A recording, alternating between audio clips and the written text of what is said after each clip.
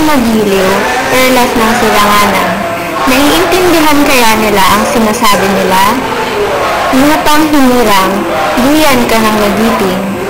Tama kaya ang binibigkas nila?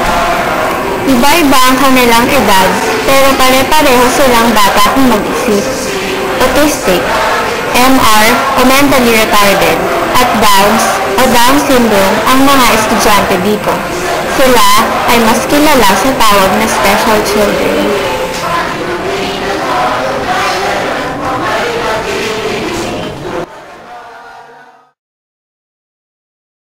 Malaman